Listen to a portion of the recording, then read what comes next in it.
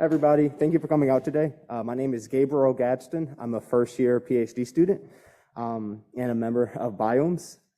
BIOMES stands for Bridging Issues and Optimizing Methods in Environmental Science. BIOMES is YSE's flagship seminar hosted by the Dean's Office, students, and staff. And the intention of this series is to bring cutting-edge research and new ideas to the YSE community. BIOMES is community sourced and is always accepting suggestions. So you can find that on the QR codes typically, or you can email biomes.yse@yale.edu. For the questions and answer section, if you are on Zoom, you can put your questions in the chat box and those will be read out at the end. And if you are in person, just come up to the mics and Anna will be able to direct you. Thank you. And now I'll introduce Catherine, who will introduce our speaker.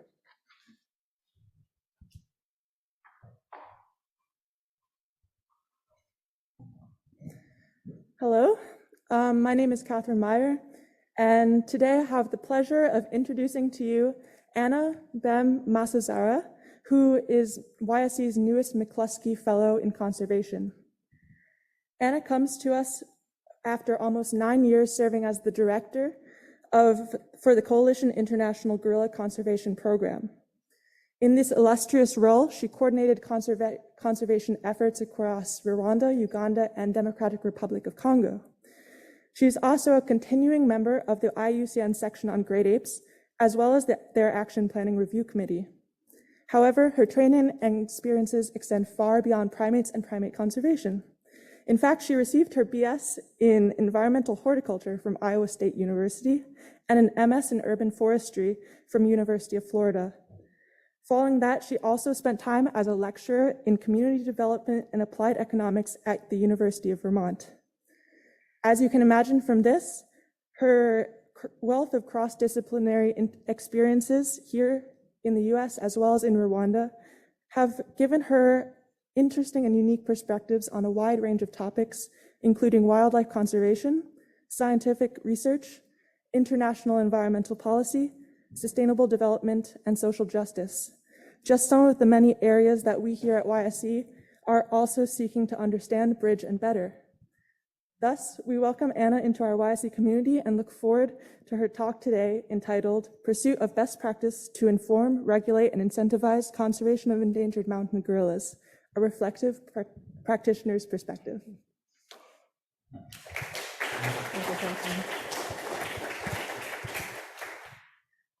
Thank you, Catherine, for that really kind introduction. And thank you to the Biomes Committee for inviting me to speak today. And thank you to the IT department and Will for what was exquisite setup here as we do this hybrid presentation today. I'm really glad so many of you could join today in person and really glad to have so many people tuning in on the live stream. So thank you. I'll start with an excerpt from the preface of Donald A. Schoen's 1983 book titled The Reflective Practitioner.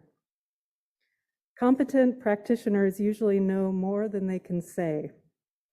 They exhibit a kind of knowing in practice, most of which is tacit.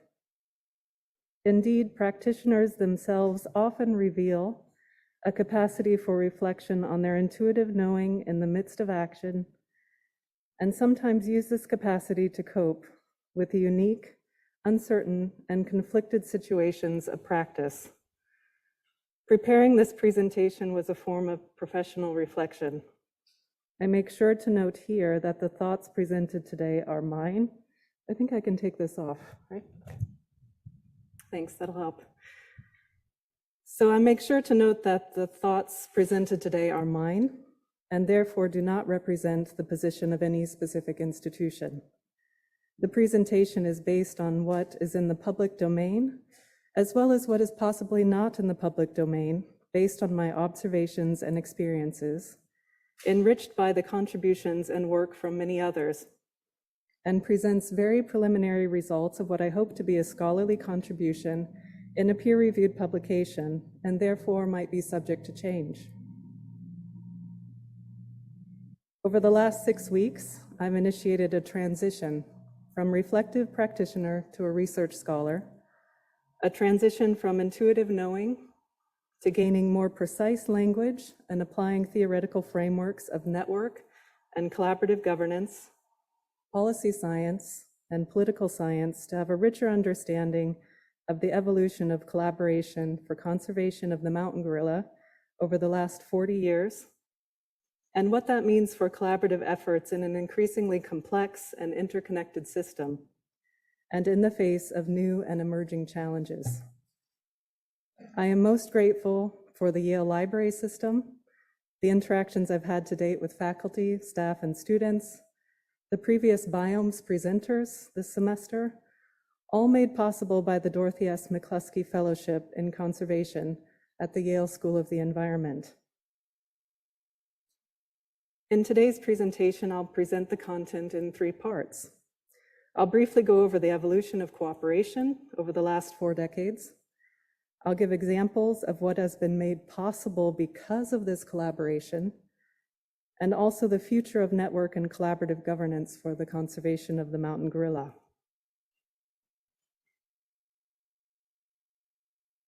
Mountain gorillas exist in 2 isolated populations at the intersection of Rwanda, Uganda, and the Democratic Republic of Congo.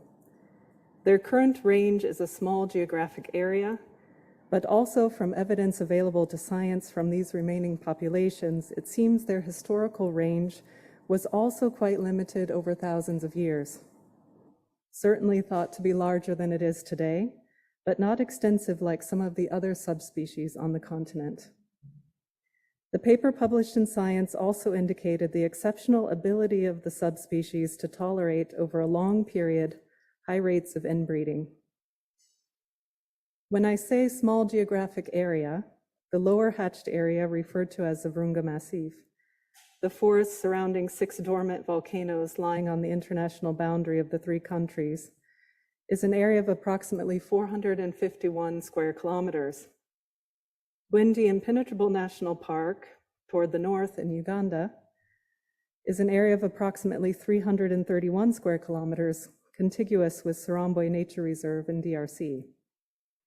The 2 populations are transboundary, making the mountain gorilla recognized under the Convention on Migratory Species and covered under the Gorilla Agreement.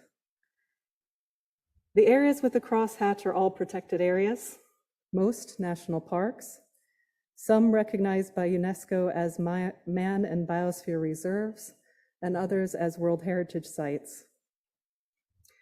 Other important things to be aware of is that the mountain gorilla live in social groups, with sometimes none, sometimes one, but many times more than one mature males, referred to as silverbacks.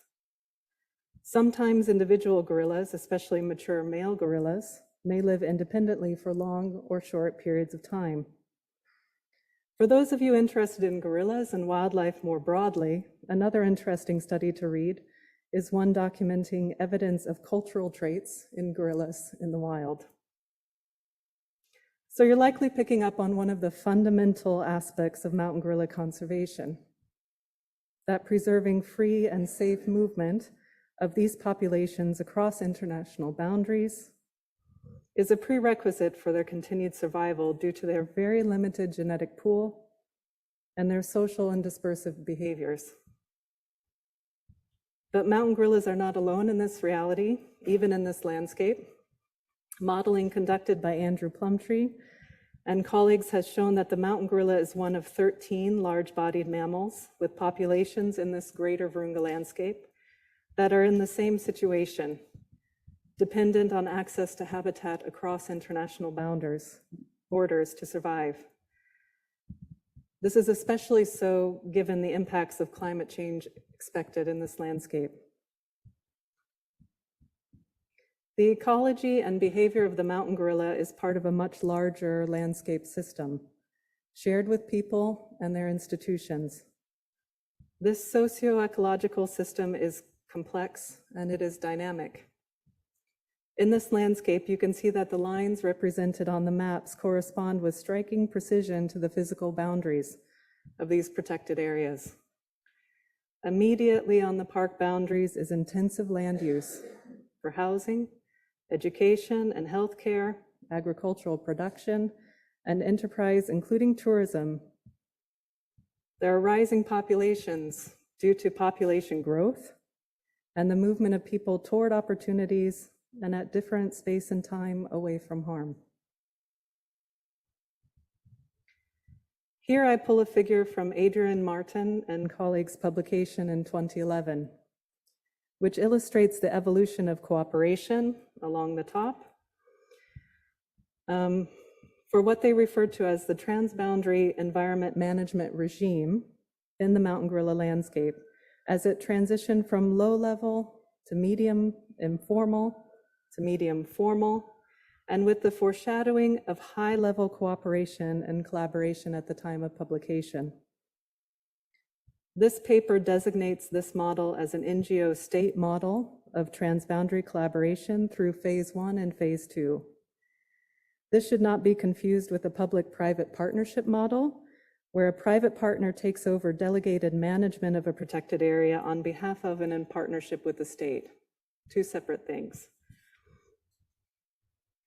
The NGO in this case being the International Gorilla Conservation Program, or IGCP. If I use that acronym, please forgive me. It in itself is a coalition of big international conservation NGOs, as well as its predecessor, the Mountain Gorilla Project. As some of you may know, Amy Vedder and Bill Weber here at Yale had a hand in the establishment of the Mountain Gorilla Project in the late 1970s. In this NGO state model, IGCP played the role as a neutral facilitator to establish and form connections and networks among states and between states and other actors, including research institutions and other civil society entities.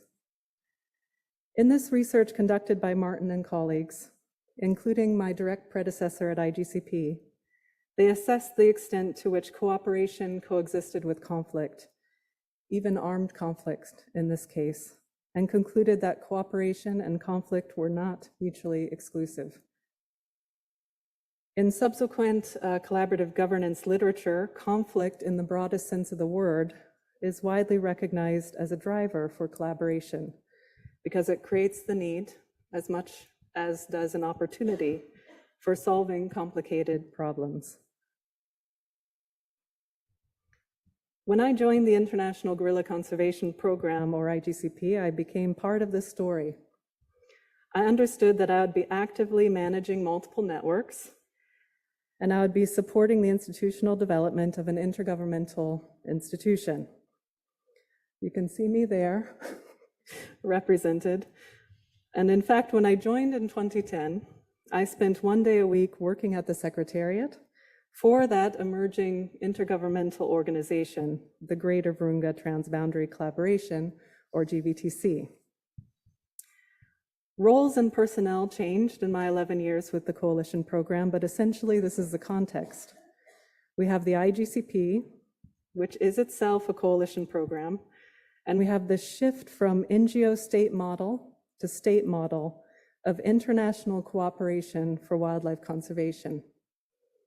A lot happened in this process since 2011, including a headquarters agreement in 2013 and the signing of a treaty among the 3 states in 2015 for wildlife conservation and tourism development.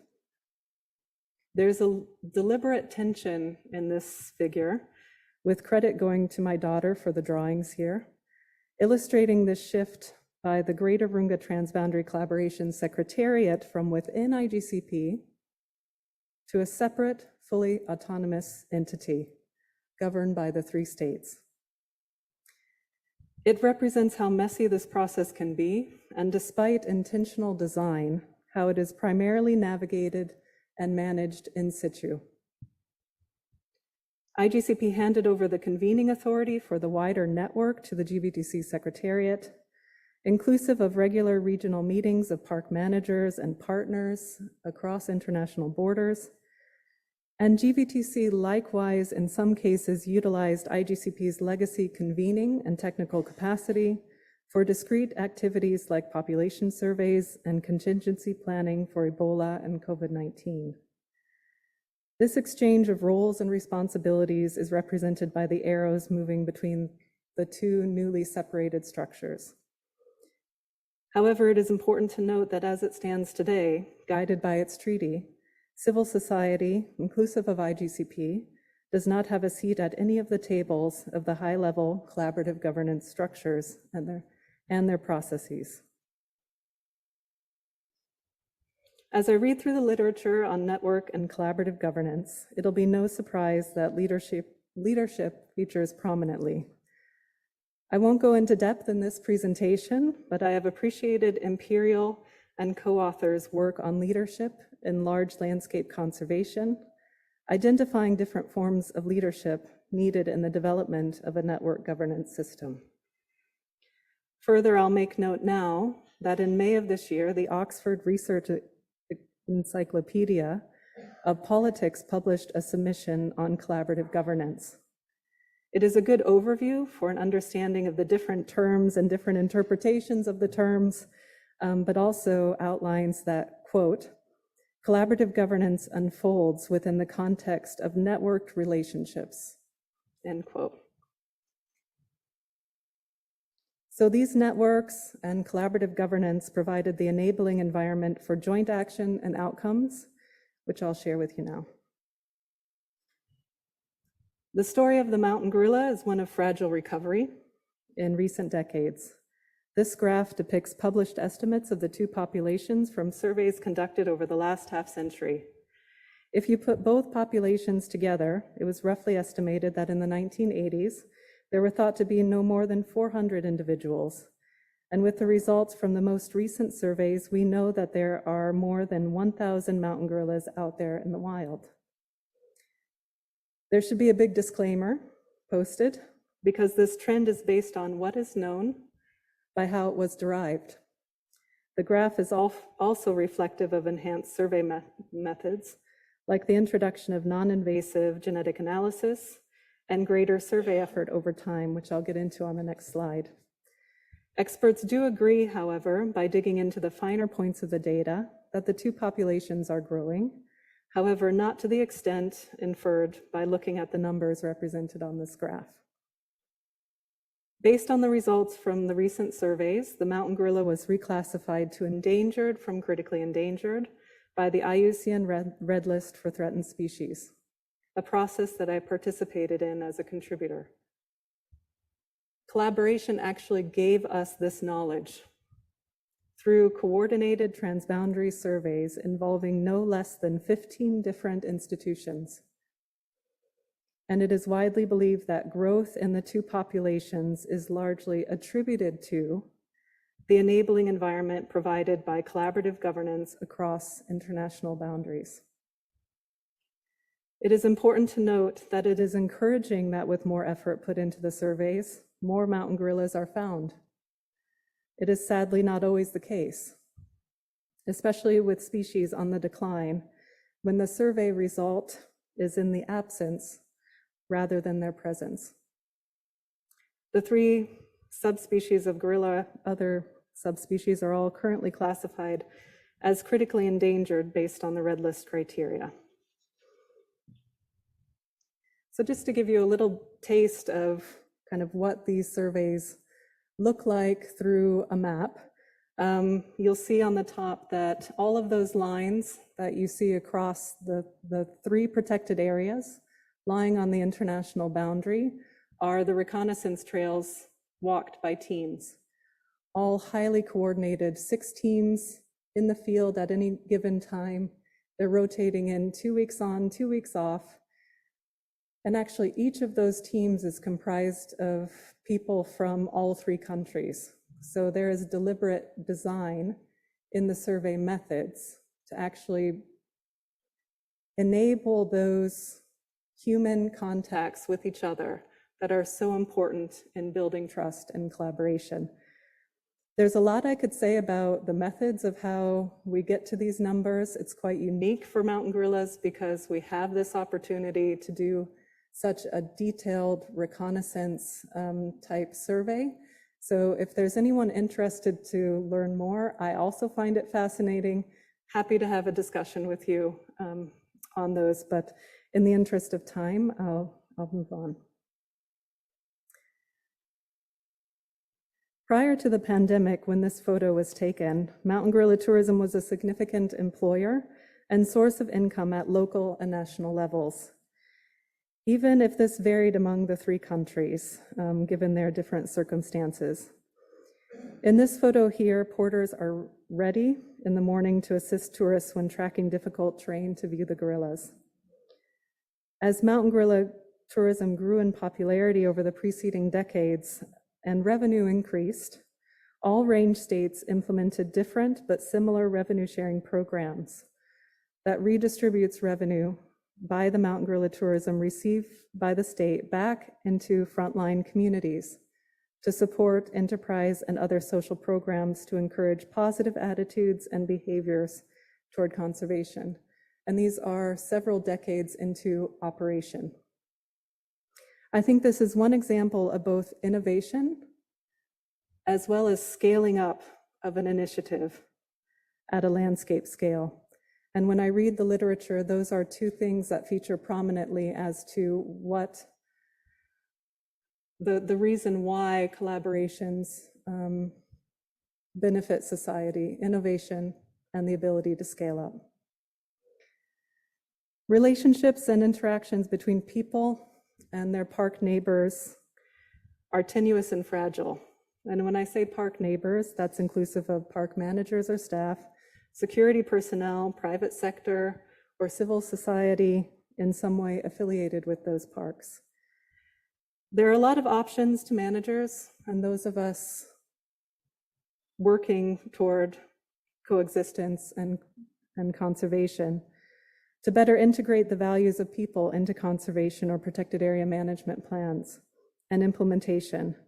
But I wish to use this occasion to put on your radar the social assessment of protected and conserved areas approach. It has been adopted by one of the protected area authorities in this landscape. The use of the, SAPA approach has pulled up in an open and transparent way real issues related to governance, inclusive of access to information, transparency and accountability in decision-making, and stimulated discussion and dialogue on call-in radio programs, community meetings that have resulted in locally created practical action plans. As an approach, it is not an answer in itself. But I can say that we've done a number of different social science projects, active monitoring to make sure that we had, a sound position as a conservation organization as to how we used our influence and resources appropriately. And what I can say is that this approach was not terribly onerous on any one institution and offered all parties a safe way to collectively learn from each other. And so just keep an eye on it. And in the right context, an important note is that it clearly respects the role of the duty bearer to the rights holder and the service delivery and accountability obligations of government structures to their citizens. It's an important point in regard to accountability and sustainability that needs special attention in the designing of strategic intervention, combining conservation and development. The International Institute for Environment and Development and other partners like Fauna and Flora International are pulling together lessons learned from many sites where this approach has been piloted, and it's something to keep your eye on in case this is an area of interest.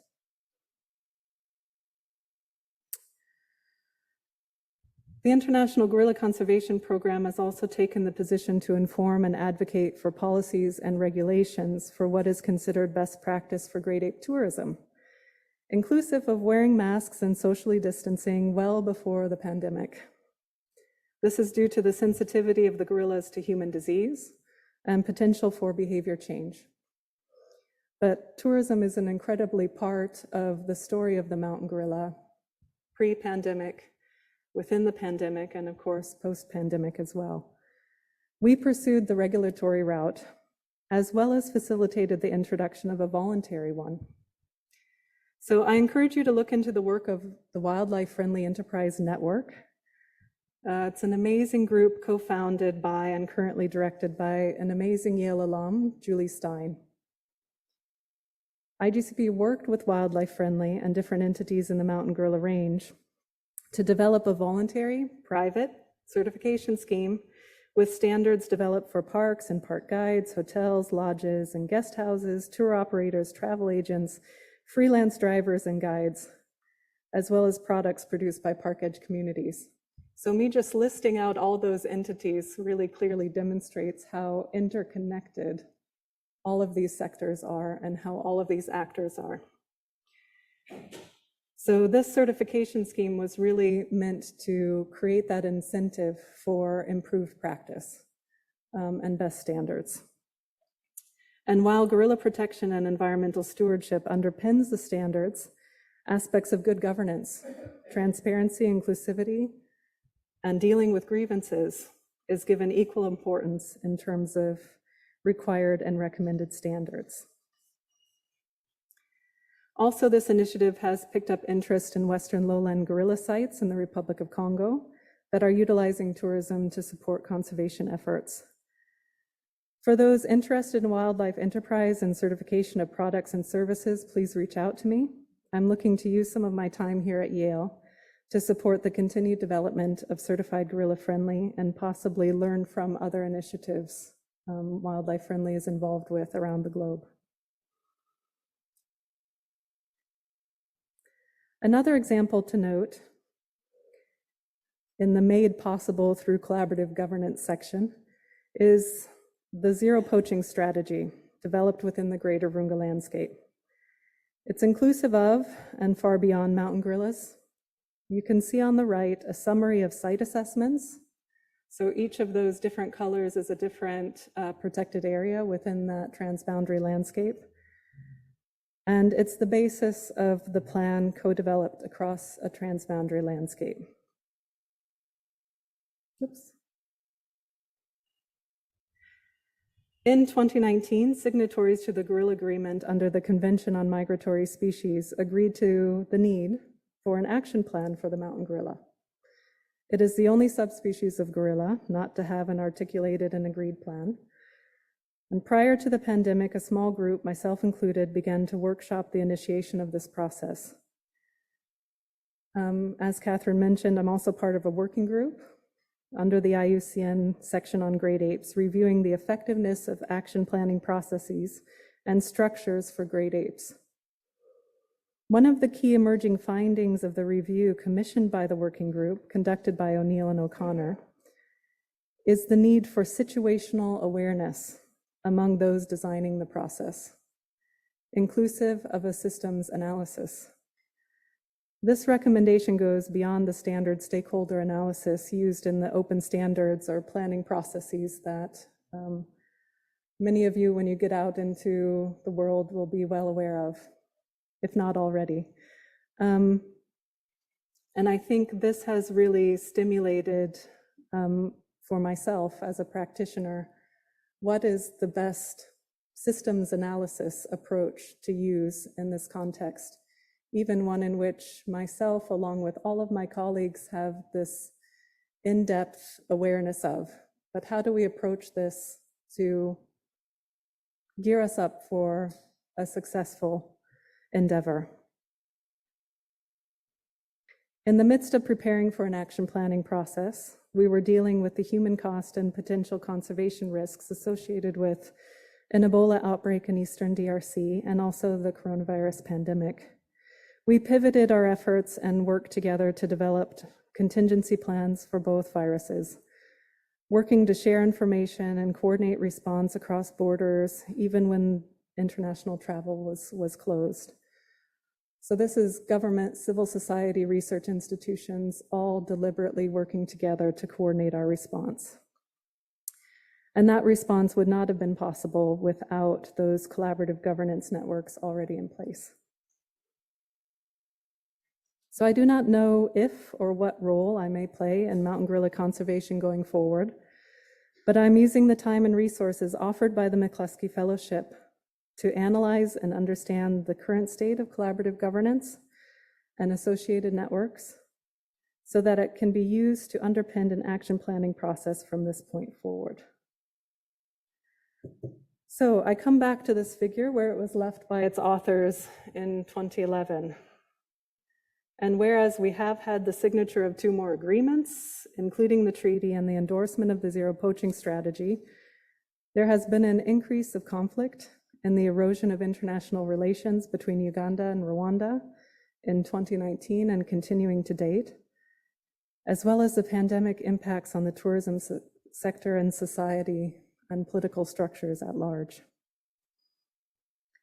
There has been, in my observation, a corresponding erosion of trust, impacting the integrity and transparency for the monitoring of transboundary guerrilla groups, which is a cornerstone of this collaboration. And I have added that here as a specific point of significance related to the Hirwa group. Of course, systematic methods need to be applied based on evidence and informant interviews beyond myself, but I present this here as preliminary. I recognize through experience that phase 3 and what will happen in phase 4 is driven by new dynamics, with much more influence from international relations and domestic and foreign politics. I have also observed firsthand the power of social media to enhance collaboration, but also the rise in misinformation and circulation of conspiracy theories, even around mountain gorilla conservation. This has been incredibly detrimental on trust between individuals and between institutions at all levels, especially when we can't see each other face to face in a more regular and consistent way. And I think it needs more consideration and likely deserves to be noted in the context as well. Also, there are other context changes on the horizon in the onboarding of the Democratic Republic of Congo to the East African community, and a large conservation NGO investing resources to explore the facilitation of a broader civil society collaborative network in the greater Virunga landscape. I think looking at what this emerging trend might tell us and what you start to see repeating itself over time is that adaptation and models with built-in flexibility is important to effectively respond to a dynamic and changing context. Beyond mapping cooperation against conflict to current time, I hope to take this research a few layers deeper to assess the changes to collaborative dynamics in phase 2 and phase 3, and will use the theoretical framework of the collaborative governance regime put forward by Emerson, Nabachi, and colleagues across multiple publications and as shown here. The collaborative governance regime allows for a structured analysis of collaboration dynamics, noted as principled engagement, shared motivation, and capacity for joint action here. It also allows a framework for exploring impact or outcomes and accountability, and to do so over time. I plan to also take a look at underlying networks and how they have changed over time by systematically defining them and characterizing them. I recognize the need to be rigorous, especially given my closeness to the analysis, in that I would be a key informant as well as principal investigator. I will use a review process at different steps, including a research proposal, which I hope to send out for review in the next month. I have already cultivated some expert reviewers from within and outside of Yale, but if there is anyone with an interest, either as an expert reviewer or as a fellow researcher, please get in touch. You know how to find me through email, but I also have an office 115 in this building. If you see me in there, the door is closed because I've probably taken my mask off. Just knock and come in. Please don't hesitate. So in terms of preparing the research proposal, the articulation of the questions, fundamentally important. So this is what I have to date. So I want to have a theoretical basis for understanding how the attributes and collaborative dynamics of the collaborative governance regime and underlying networks have changed over time and why. And a critical question, which I still haven't gotten right, Is the collaborative governance regime convened by the GVTC sufficient as is for a visioning and action planning process for the conservation of mountain gorillas? And what are the implications for design and process? I have in my head, my own head, clear reasons why that's a strong yes and clear reasons why that's a strong no. So I hope to apply some rigor to that assessment along with others with knowledge to come to some conclusions. So we need to get this right. To be intentional and efficient, not only does collaborative governance demand a lot of time, effort, and resources, an action planning process does as well. We need to be sure that we're investing in the right processes to get the desired results. And it matters because there are changes on the horizon, some of which I've noted, and we will need to be proactive in understanding and addressing them to ensure that the mountain gorillas continue to be a success story. I haven't mentioned there are some interesting things happening with the mountain gorillas themselves with a growing population and a constrained habitat. Based on the data generated by surveys and monitoring, we're getting an indication that not only are there more gorillas, but the group size seems to be becoming smaller. More gorillas and disproportionately more gorilla groups have implications on group interactions, which can result in stress, injury, and infant mortality. The changes in gorilla density and gorilla group density also has implications on disease, including some recently published works in regard to disease from parasites in these populations. And climate change is impacting the entire socio-ecological system. And human needs must be met and rights respected. I'll end on this quote attributed to David Kettle. Collaboration is not an easy answer to hard problems, but rather it is a hard answer to hard problems. I have a few slides for acknowledgements and literature cited, with special note to the photos used with permission taken by Neil Ever Osborne. So I'll just rotate that through as I turn it back to the monitor. Thank you.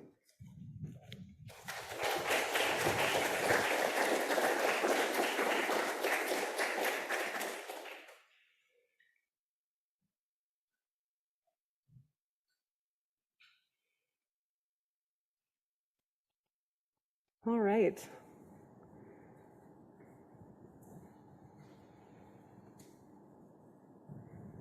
So I guess just to recognize that we're in this room and also convened virtually. I've tried to keep the presentation within limits because the great opportunity we have is to actually have a little bit of a discussion. So I'm actually quite eager to hear from you what questions you might have or what contributions you might make from your experience and work. I know we're monitoring online, so I'll look at Gabe in case anything comes in. Oh, I think I can do it too, but I won't do that. Yes.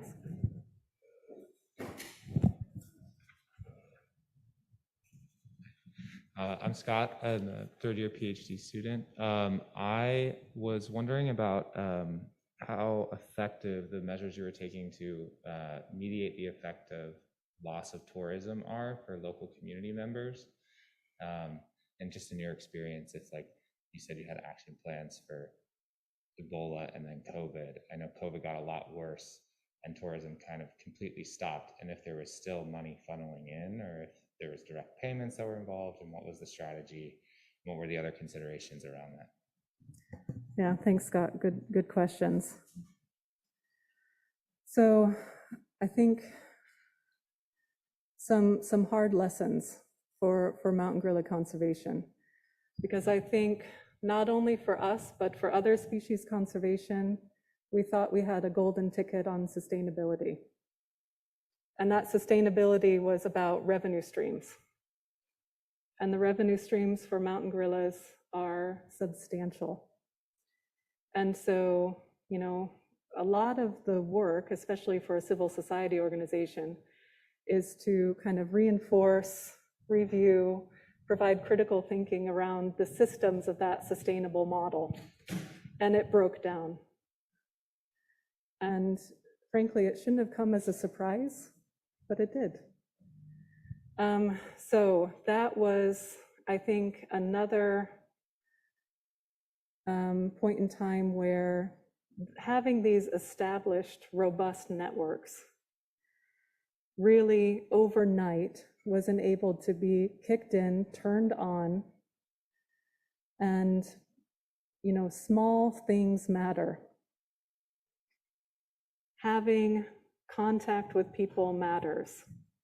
So we will need some time to understand what the impacts are more broadly in the loss of that revenue. But we kind of adjusted our model quite quickly. We've got, for mountain gorillas, a pretty rich civil society framework. We can access resources in ways that meant that we kind of changed our response, even as a conservation organization. And we identified, you know, those groups like the Porters groups, that the impact was going to be immediate and overnight, and retooled ways of working together. So we activated that network. And again, we became a different type of organization for a period of time as a civil society organization. We stepped up, covered core operating costs for parks, and covered kind of bridging employment opportunities for those that had lost. And again, in terms of scale and sufficiency, we knew we were operating at a loss, but we did it anyway. Because I think especially when you're dealing with a resource-rich environment like the mountain gorillas, you start to recognize the importance of things that aren't tied to monetary value. And actually in this region, you know, tourism has been shut down at different points in time for different reasons, and all of those coming with great human cost. But, you know, the maintaining contact, continuing discussions, finding ways to work together when you do it at scale can be quite powerful. The second part of your question in terms of Ebola and COVID-19,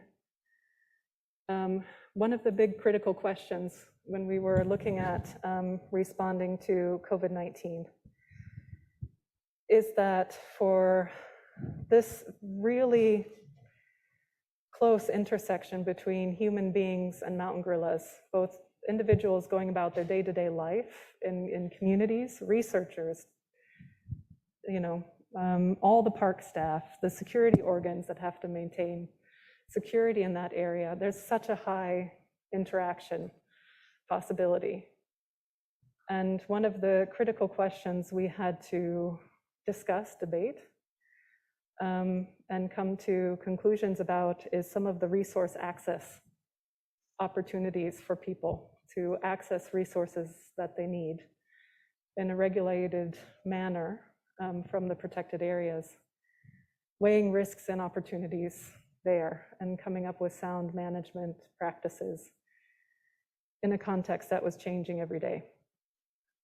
We also knew mountain gorillas are susceptible. So that was also our context. So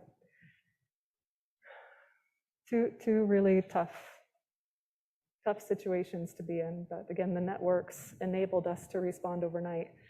And the fact that we had come up with a really solid response to Ebola meant that even with a completely different virus, we shook that off and we tried to come up with a reasonable way to keep everyone safe and still get the work done. Thanks for the question.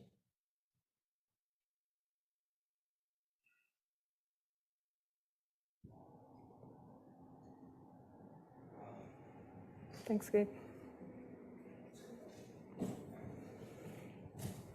So the certification scheme that you have for the gorillas, can you just talk more about the criteria of how to be certified and if you have that buy-in, what's helping people to meet that certification so that Yeah, great question, Gabe. And I would say that we're still learning in process. But the way we set it up as Wildlife Friendly Enterprise Network is the, certifying body. So they have those credentials to provide the certification based on global standards. And so the way that we worked at it is that IUCN puts out best practice guidance on a number of topics, and we started from there based on tourism. And then IGCP's role on the ground was the facilitator, to get people to discuss what does that mean. Does the private sector, do park staff feel that there is value in making an incentive and like an audit process to review kind of against standards. So I think the key is we have a separate certification structure, and that is governed and managed by Wildlife Friendly Enterprise Network. So they have a certification committee. They actually spearheaded all of the certification process and procedures, the audit process, and how they take decisions. IGCP's role was to really facilitate roundtable discussions, broader stakeholder dialogues, and yes, where and when possible, there was even a training module that was developed specific for certified gorilla friendly. So wildlife friendly certification body, IGCP, champions, cheerleaders, and the support framework. I think what we have found as IGCP is that this is almost bigger than us. So it makes sense. Getting it off the ground and up and running has been challenging over time, and it's something, that is still widely regarded as there's opportunity here, especially in a post-COVID world of, helping create the culture, the language, and the outward, marketing for really doing things right.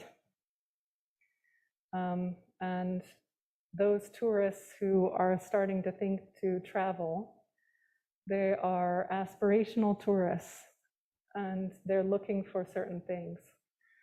And so that's changing. So certification rigor, separate from the champions and cheerleaders.